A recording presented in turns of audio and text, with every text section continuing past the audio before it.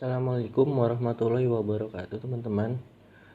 Selamat pagi, selamat memulai kelas online ini. Mohon maaf sebelumnya dengan kualitas video yang saya bikin ini tidak seberapa karena informasi mengenai surat edaran ini juga menurut saya ini dadakan, belum ada persiapan dan segala macam ya. Jadi untuk mata kuliah online ini tidak ada facecam, terus dengan mengolah video ini saya hanya menggunakan screen record tanpa adanya facecam juga. Jadi sebelum itu saya mohon maaf teman-teman semua karena mata kuliah online kita ini belum maksimal. Mungkin minggu depan saya akan berpikir untuk menggunakan aplikasi lain kalau bisa situasinya memungkinkan dan segala macam. Oke.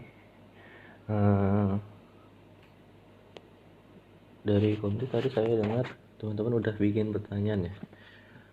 Ya nggak apa-apa, bagi teman-teman yang sudah menyiapkan pertanyaan tersebut teman-teman bisa mengomentarinya langsung nanti di kolom komentar saat saya sudah mengupload videonya ya.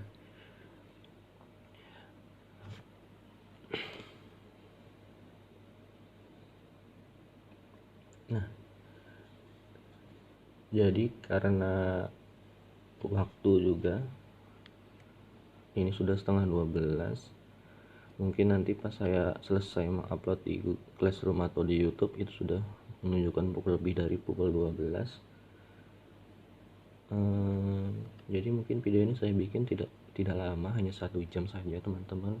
Semoga dengan video 1 jam ini, dengan keterbatasan yang sederhana ini, teman-teman bisa menangkap video yang saya bikin ini, bisa mencermati dengan baik. Jika ada yang tidak mengerti, teman-teman silahkan tanyakan atau berikan sanggahan. Nah,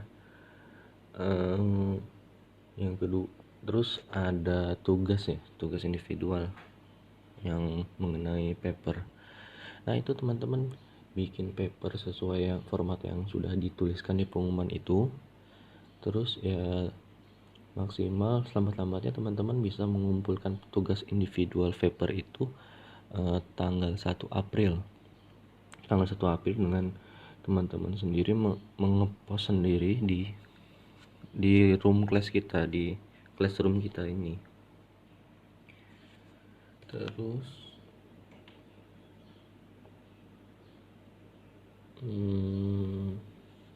oke, untuk pertanyaan atau sanggahan teman-teman nanti mungkin saya akan bahas dalam bentuk video. Kalau memang itu dalam bentuk video itu bisa kita gabung dengan pertemuan keempat, nanti saya gabung dan saya akan presentasikan atau saya akan unggah lagi dalam bentuk video di setelah pertemuan keempat. Jadi untuk menjawab pertanyaan atau sanggahan teman-teman semua akan saya jawab itu setelah pertemuan keempat, dengan membahas di pertemuan ketiga dan keempat itu digabung. Oke, saya kira jika ada yang kurang jelas teman-teman bisa menanyakan lagi. Saya kira kita akan mulai saja ke mata kuliah ini. Oke, yang pertama itu kita masuk materi kita mengenai pariwisata dari perspektif ekonomi. Oke, sebentar.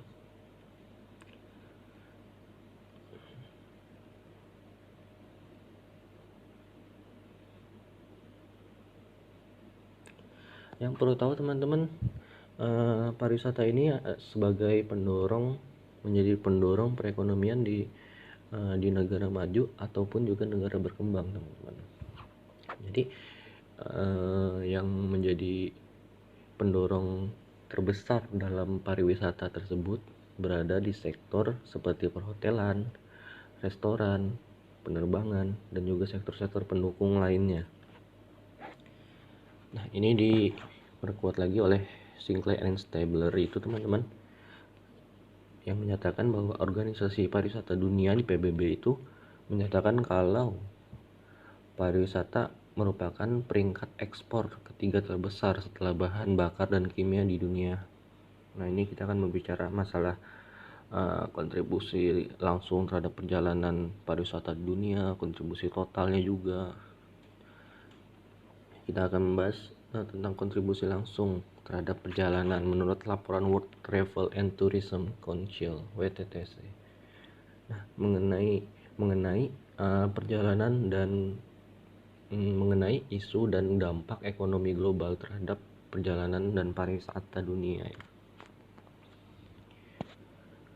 Oke, kontribusi langsung terhadap perjalanan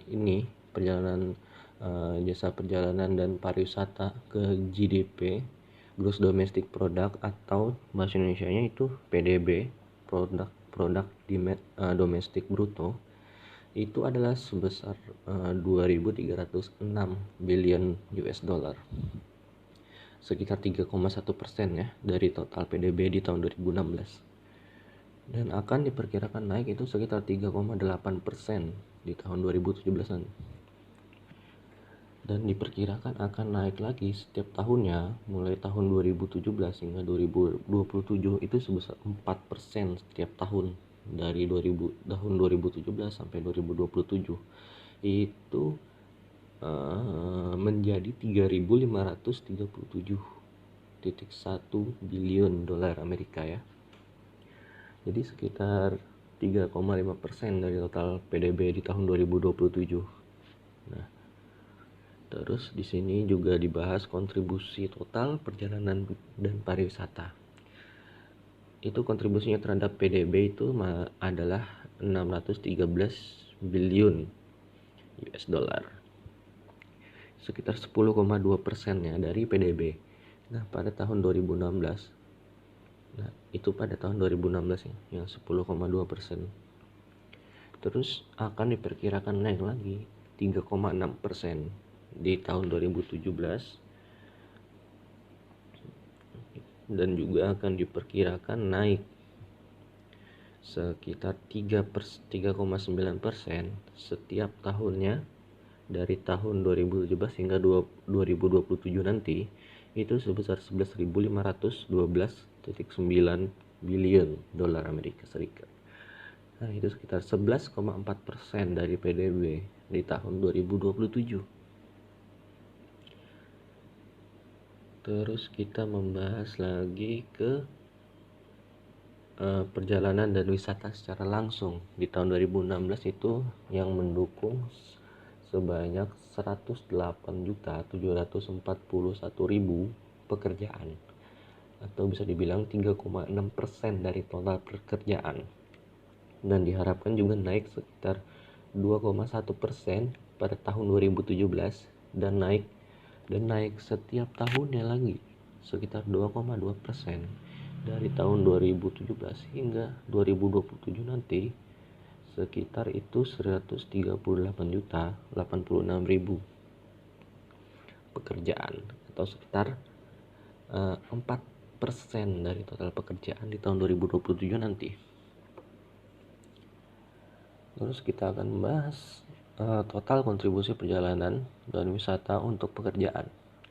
Jadi itu termasuk pekerjaan tidak langsung. Nah, kontribusi ini di tahun 2016-nya itu didukung oleh ekspor pengunjung yang menghasilkan sebesar 1.401,5 billion dolar Amerika. Terus itu sekitar 6,6% dari total ekspornya di tahun 2016 itu, dan akan diperkirakan tumbuh itu di tahun 2017-nya lagi sebesar 4,5%, dan tumbuh setiap tahunnya dari 2017 hingga 2027 nanti, itu setiap tahunnya akan tumbuh 4,3%. Itu menjadi sekitar 2.221 billion dolar Amerika di tahun 2027 nanti, sekitar 7,2% dari totalnya. Nah, terus untuk investasi sendiri, investasi perjalanan dan pariwisata di tahun 2016 itu sekitar 806 billion US dollar atau sekitar 4,4% dari total investasi, dan pasti akan naik sekitar 4,1% di tahun 2017. Nah, untuk setiap tahunnya itu akan naik sekitar 4,5% setiap tahunnya dari 2017 hingga 2027 nanti, itu sekitar 1.307 billion dolar Amerika Serikat atau sekitar 5% dari total investasi. Terus kita mulai lanjut lagi itu untuk pendapatan devisa di Indonesia di sektor pariwisata ya. Untuk Indonesia sendiri di tahun 2007 jumlah wisata mancanegara yang datang ke Indonesia itu sekitar 5,51 juta. Terus diikuti 2013-nya, diikuti 2017, 2020 itu naik signifikan dari 5 juta, 8 juta, 14 juta, 20 juta itu naik sampai tahun 2020. Sampai tahun 2017, dan pada tahun 2020-nya itu ditargetkan menjadi 20 juta wisatawan untuk diboyong ke Indonesia.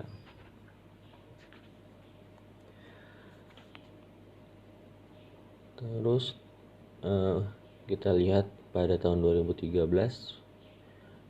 pendapatan devisa dari pariwisata melalui wisatawan mancanegara itu ke Indonesia itu mencapai 10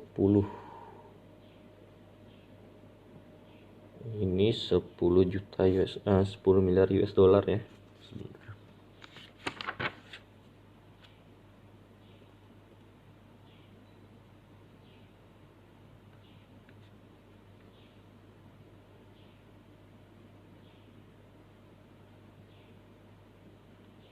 Ya, ini 10 miliar US dollar.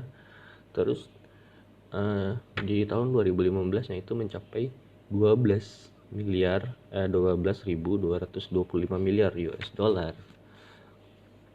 Jadi pendapatan di sektor pariwisata di Indonesia itu menempati posisi keempat di tahun 2013 dan 2015 itu, di bawah migas dan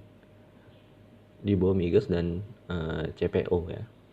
CPO itu bahan kimia dia. Terus juga kita masuk di tahun 2016-nya. Di 2016 sendiri itu mencapai 13.568 miliar US dollar. Itu sekitar itu posisinya menempati posisi kedua setelah CPO. Lalu kita lihat lagi di pendapatan di sektor pariwisata pada tahun 2017 itu mencapai sekitar 16,8 miliar US dollar, masih di posisi kedua. Terus masuk ke 2018 itu sudah mencapai sekitar 20 miliar US dollar untuk pendapatan devisa di sektor pariwisata Indonesia. Terus kita melihat lagi adanya peningkatan devisa di sektor pariwisata yang berasal dari penargetan kunjungan wisata mancanegara. Itu di tahun 2018 itu kunjungannya mencapai 17 juta orang. 17 juta orang yang itu sekitar yang tumbuh sebanyak sekitar 22%. Wisatawan mancanegara yang datang ke Indonesia itu pada tahun 2018 itu meningkat 22% dari tahun 2017, yang dimana pada tahun 2017 wisatawan mancanegara itu sekitar 14 juta yang datang ke Indonesia. Terus untuk investasi sendiri di sektor pariwisata Indonesia itu tumbuh 35 sampai 45% per tahunnya. Total investasi di bidang pariwisata ini masih di bawah e-commerce yang tumbuh sekitar 60 sampai 80%. Lanjut. Di sini Licorice dan Genskin itu menjelaskan ada 5 jenis pengganda 5 jenis efek pengganda dalam sektor pariwisata. Apa saja 5 itu? Jadi yang pertama adalah transaction or sales multipliers. Yang kedua adalah output multipliers. Yang ketiga adalah income multipliers. Keempat adalah government revenue multipliers and employment multipliers. Oke, kita coba melihat untuk yang pertama adalah transaksi atau pengganda penjualan ya. Itu peningkatan pengeluarannya wisatawannya akan menghasilkan pendapatan bisnis. Penghasilan dari transaksi penggandaan atau penjualan di bidang dalam sektor pariwisata itu menimbulkan peningkatan pengeluaran dari wisatawan itu sendiri yang akan nantinya menghasilkan pada pendapatan bisnis tambahan yang dikelola oleh para pengusaha wisata itu. Oke, yang kedua adalah kelipatan output. Nah, kelipatan output ini berkaitan dengan jumlah output tambahan yang dihasilkan dalam ekonomi sebagai konsekuensi dan peningkatan dari pengelolaan turis. Jadi, kelipatan output ini dihasilkan oleh pengeluaran turis itu yang membelanjakan uangnya di negara kita atau di Indonesia.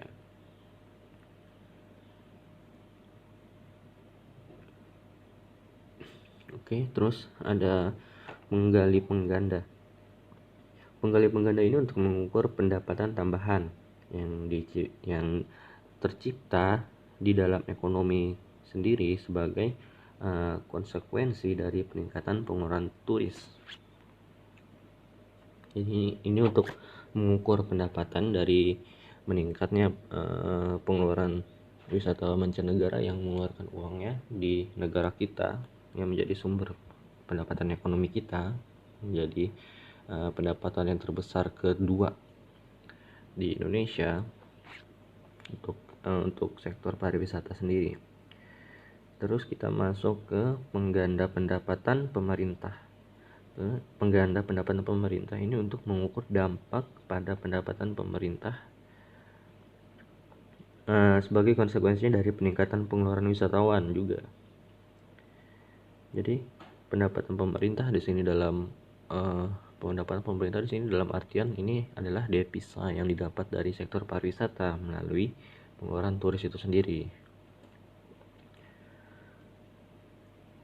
Terus ada pengganda pekerjaan. Nah, ini mengukur jumlah total pekerjaan yang diciptakan oleh unit tambahan dalam belanja pariwisata. Ini menyangkut tenaga pekerja di bidang pariwisata, artinya jasa-jasa wisatawan atau pengusaha wisatawan itu mereka merekrut para pekerja-pekerja untuk mengelola wisata, baik itu mengelola ataupun memberikan pendidikan atau pengetahuan tentunya di dalam sektor pariwisata ya. Nah, kita lanjut lagi di bawahnya itu ada ini dampak ekonomi terhadap ekonomi nasional. Nah, kita menggunakan pendekatan yang dikonsepkan oleh Cooper and DKK ya. Yang pertama itu adalah direct impact. Terus yang kedua adalah indirect impact. Ketiga adalah advanced impact. Dan yang kelima adalah negative impact. Yang dampak impact itu apa? Meliputi transaksi transportasi, akomodasi, atraksi, konsumsi, dan transportasi. Jadi ini dampak langsung dari pariwisata ini, direct impact ini mempengaruhi meliputi transaksi untuk transportasi. Misalkan dari asal wisatawan itu transportasinya menuju ke tempat wisatawan, menuju tempat destinasi wisata itu menggunakan apa. Terus yang kedua ada transaksi untuk akomodasi, apakah ada penginapan atau hotel dan lainnya di sekitar destinasi wisata tersebut. Terus ada transaksi atraksi di destinasi wisata. Apa sih yang ditawarkan? Wahana apa? Misalkan atraksi itu wahana apa yang ditawarkan di dalam wisata tersebut. Terus ada transaksi untuk konsumsi di destinasi pariwisata. Konsumsi sendiri dia meliputi apakah ada restoran atau warung-warung, toko-toko makanan di sekitaran tempat wisata itu. Terus ada transaksi transportasi di destinasi pariwisata. Nah, itu apakah misalkan di tempat wisata tersebut misalkan dari parkiran untuk menuju ke dalamnya itu misalkan menggunakan kuda atau mobil golf atau semacamnya, itu transportasi yang ada di dalam pariwisata. Terus untuk wahana ya sendiri, misalkan di pantai itu ada transportasinya bisa menggunakan untuk snorkeling. Habis itu kalau di misalkan dermaga Keren Bangkira itu wahananya apa, itu nah itu merupakan transportasi seperti kapal terapung, bebek gus dan lain sebagainya.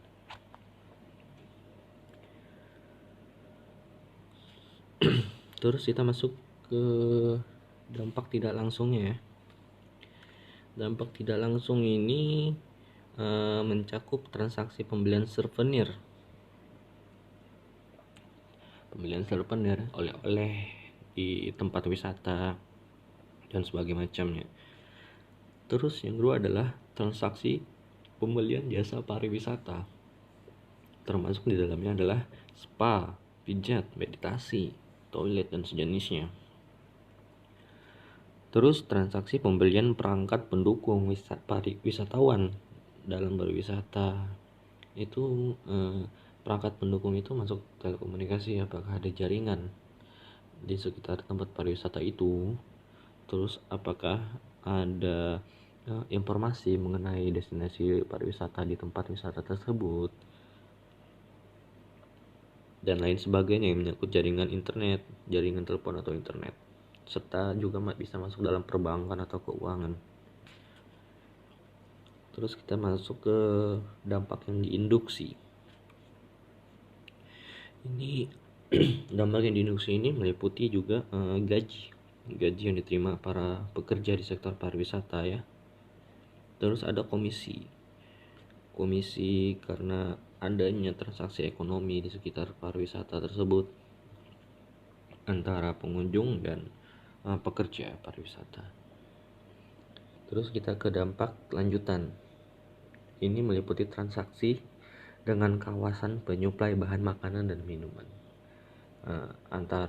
transaksi antara pengunjung dan pihak-pihak tempat restoran yang di sekitaran tempat wisata, baik itu restoran ataupun warung-warung.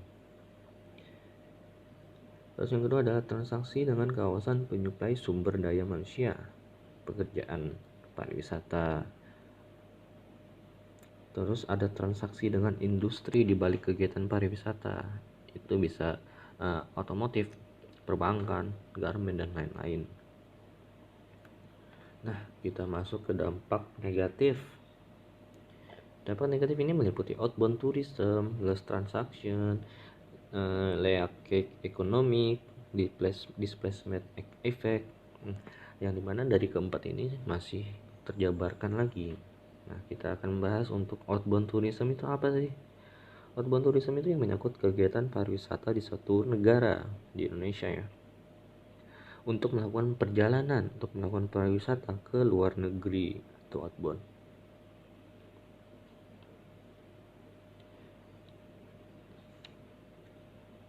Artinya ketika outbound ini seseorang berjalan untuk luar negeri, itu artinya dia mengeluarkan uangnya untuk ke negara tersebut sebagai pendapatan devisa di negara tersebut. Nah, terus yang kedua adalah loss transaction. Loss transaction itu apa? Itu adalah transaksi pariwisata yang dilakukan wisatawan mancanegara. Itu transaksi pariwisata yang dilakukan oleh wisatawan mancanegara. Jadi transaksi baik itu wisata mancanegara itu melakukan perjalanan ke Indonesia, melakukan pembelian paket, misalkan paket pariwisata di Indonesia dan sebagainya macamnya.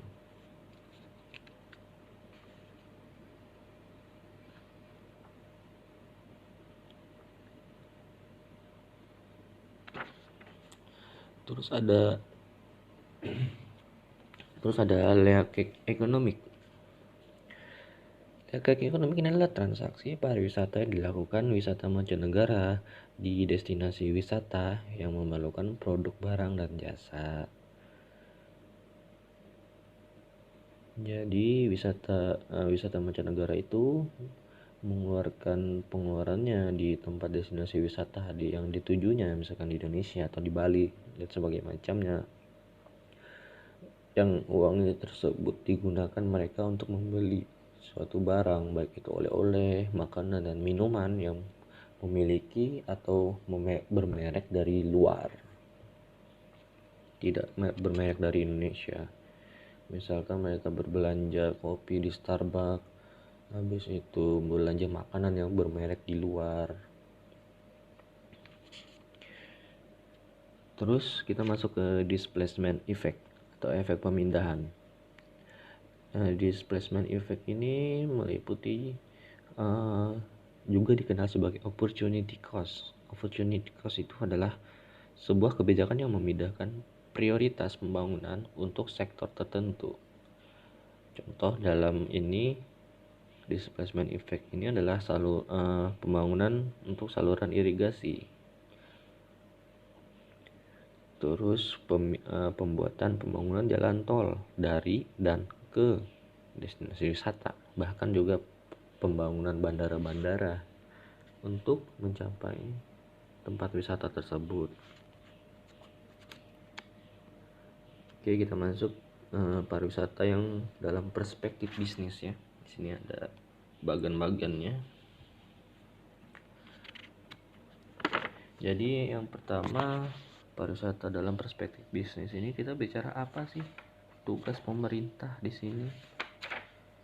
Ya, tugas pemerintah di sini dalam artian itu adalah membuat kebijakan yang menyatukan bertemunya antara demand dan supply, antara permintaan dan ketersediaan. Nah,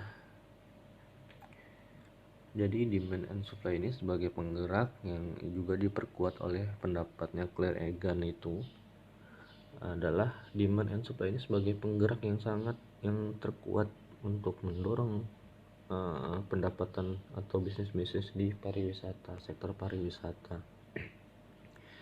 Jadi demand itu merupakan permintaan pasar, yang dimana pasar itu adalah tugasnya untuk menyediakan supply. Di pasar itu supply yang disediakan adalah untuk pembangunan atau pengembangan atraksi yang pertama, yang kedua melakukan promosi pariwisata tersebut, yang ketiga adalah pembangunan atau pembuatan transportasi baik dari dan menuju atau di dalam tempat wisata tersebut. Terus informasi merupakan web. Informasi ini bisa kita gabungkan dengan promosi. Informasi ini merupakan ICT-nya, teknologi. Terus melakukan pelayanan di bidang di sektor pariwisata, seperti membuat paket-paket perjalanan wisata, habis itu memberikan diskon contohnya untuk perjalanan pariwisata dan sebagainya macamnya lagi. Ini untuk supply ini bisa dikelola oleh pemerintah dari segi pembuat kebijakan, terus itu bekerja sama dengan para pengelola usaha di bidang pariwisata. Terus kita masuk lagi untuk 6 penggerak globalisasi ya. Seperti yang teman-teman lihat di sini, ada teknologi, ada ekonomi, politik, budaya, lingkungan, dan juga bisnis. Yang pertama adalah penggerak teknologi. Di bidang teknologi itu ada teknologi transport, ada teknologi transportasi, dan teknologi telekomunikasi. Apa itu teknologi transportasi? Itu teknologi transportasi meliputi kendaraan pastinya ya. Kendaraan dari dan menuju ke tempat pariwisata itu, entah mobil, entah motor, entah sepeda, bahkan entah bis atau lainnya. Bisa juga pesawat, kereta api, atau kapal. Teknologi komunikasi itu artinya informasi yang tersedia untuk mengenai tempat pariwisata itu apa sih, apakah itu disediakan oleh pemerintah di situs pemerintah tersebut, baik itu merupakan informasi, keterangan, ataupun promosi mengenai pariwisata yang ada di kota tersebut. Terus penggerak ekonomi.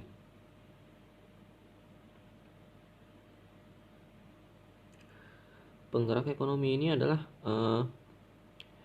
pergeseran pola produksi dan konsumsi di seluruh dunia itu yang bertentangan dengan asumsi ekonomi perdagangan ekonomi tradisional. Jadi antara perdagangan ekonomi tradisional dan perdagangan pasar dunia itu saling bertentangan. Nah, ini adalah penggerak ekonomi.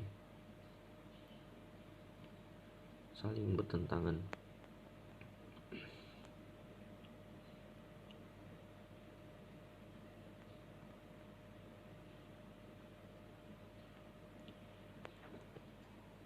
Terus penggerak politik. Penggerak politik ini yang dapat penggerak politik ini dalam sektor pariwisata yang dapat memicu sebuah terjadinya globalisasi ya teman-teman. Artinya ada misalkan Gates ini adalah jasa perdagangan pariwisata dunia. Nah, ketika adanya penggerak politik ini yang menciptakan adanya globalisasi, Gates ini sangat terpengaruh terhadap adanya penggerak politik ini. Karena apa? Dampak bisnis terhadap Gates ini ketika ada penggerak politik ini. Jadi Gates itu peran Gates itu dalam perdagangan jasa pariwisata di dunia ini itu dia meliputi untuk mempromosikan gerakan tenaga kerja yang bebas secara global, terus mengaktifkan pengembangan internasional dan akses ke sistem reservasi komputer, juga menghilangkan hambatan terhadap investasi luar negeri. Jadi apakah penggerak politik ini dapat menghambat atau dapat memuluskan peran dari dan fungsi dari Gates ini sebagai jasa perdagangan pariwisata di dunia? Teman-teman bisa jawabnya sendiri, apakah itu berpengaruh negatif atau memiliki pengaruh positif dari adanya penggerak politik ini, atau dari adanya 6 pengaruh globalisasi ini dari teknologi sampai bisnis itu, apakah memberikan dampak positif atau negatif terhadap pariwisata baik di dunia terutama di Indonesia. Terus ada penggerak budaya. Penggerak budaya ini adalah artinya yang menghilangkan budaya asli dari suatu negara tersebut. Misalkan di Bali itu ibaratkan budayanya menurut saya hampir sedikit terkesampingkan karena banyak budaya-budaya yang luar masuk ke Bali, baik itu budaya secara perilaku manusianya ataupun budaya dalam berdagang, misalkan dari segi restoran, tempat makan, ataupun hotelan. Lihat di Bali contohnya ada Starbucks dan segala macam di sekitar tempat wisata. Artinya untuk produk-produk lokal yang membudaya di suatu negara terutama Bali itu agak terkesampingkan karena adanya produk-produk dari luar yang masuk ke Bali. Itu contoh untuk penggerak budaya. Terus yang kelima adalah penggerak lingkungan. Penggerak lingkungan ini lingkungan alam ini adalah sumber daya yang mengglobal untuk pariwisata dan praktek-praktek non berkelanjutan. Jadi ada satu tujuan yang mempunyai dampak dampak langsung ke orang lain. Dan juga ada sejumlah masalah yang bermasalah. Contohnya, yang pertama adalah menurunnya efektivitas pemerintah yang bertindak secara unilateral untuk melemahkan mereka yang mengatur dan mencegah polusi. Terus yang kedua adalah dalam ekonomi yang semakin berbasis pasar, eksternalitas tidak akan ditangani. Terus yang terakhir adalah yang ketiga adalah masalah lingkungan yang tidak menghormati batasan politik tradisional. Dan adanya pemburukan antara batas ekonomi dan lingkungan. Terus yang keempat, pertumbuhan pariwisata yang cepat di Asia Tenggara berarti bahwa pemerintah ini bergulat dengan dampak yang terjadi pada lingkungan dan budaya yang terjadi akibat pertumbuhan pariwisata yang sangat cepat di Asia Tenggara ini, termasuk Indonesia. Terus ada penggerak bisnis.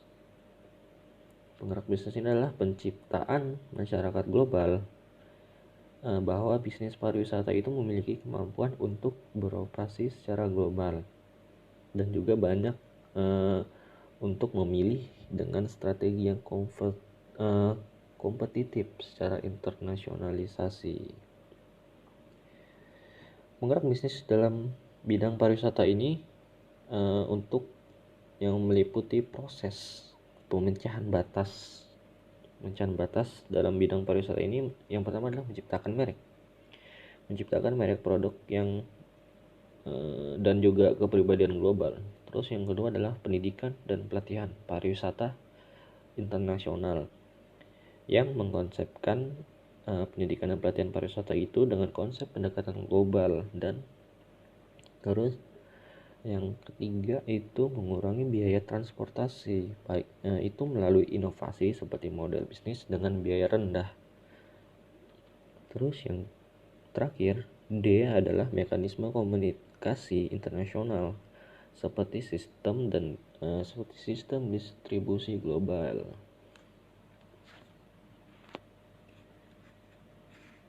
Itu 6 penggerak globalisasi. Jadi pertanyaan adalah kepada teman-teman dari saya adalah, apakah dengan adanya 6 penggerak globalisasi ini memberikan dampak positif atau negatif terhadap sektor pariwisata, baik itu di dunia, terutama lagi di Indonesia?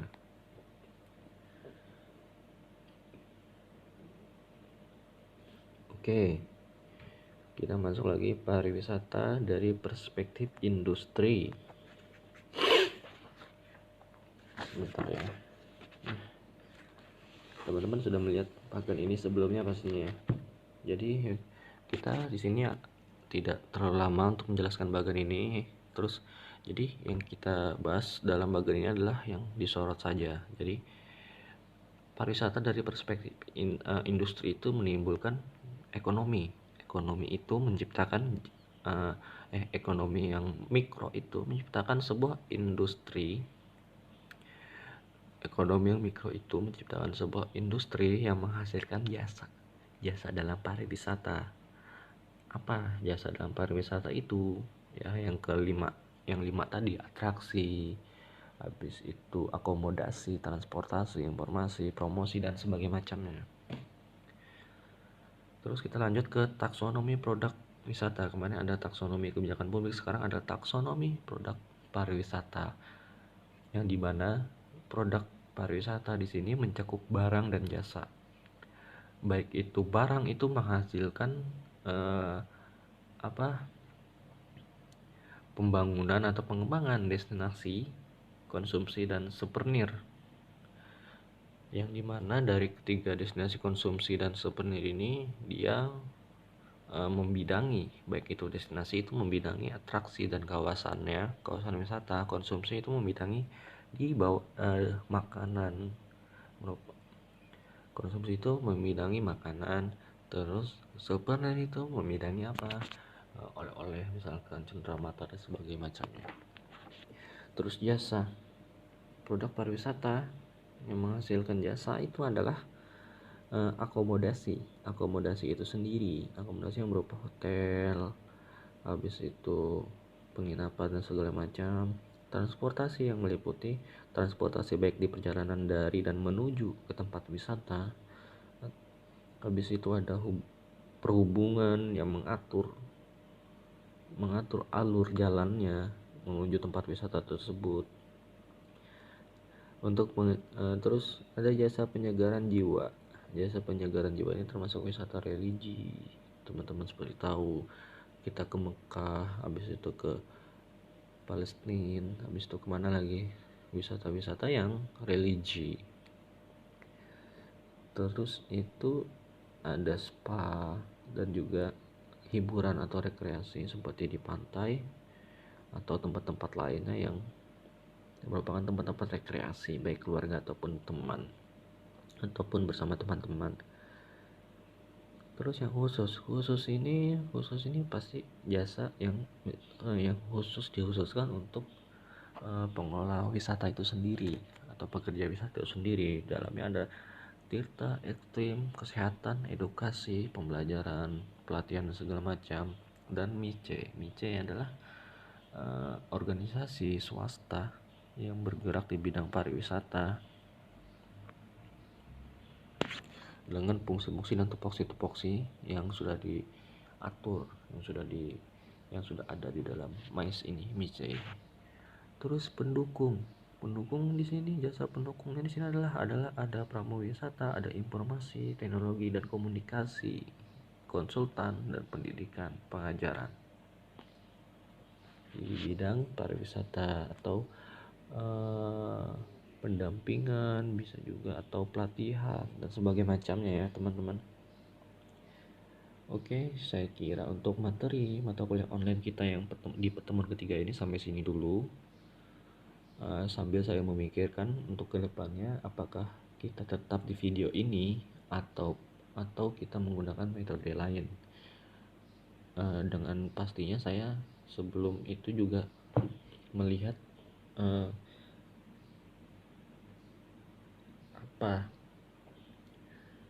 komunikasi yang baik untuk kita berhubungan, apakah efektif hanya untuk melalui video ini saja atau dengan teman-teman atau melalui bisa video facecam lainnya, mengingat juga tidak semua dari kita memiliki fasilitas tersebut, termasuk saya juga dengan keterbatasan fasilitas ini. Untuk sementara waktu saya terpaksa menggunakan screen record untuk membuat video ini tanpa adanya facecam.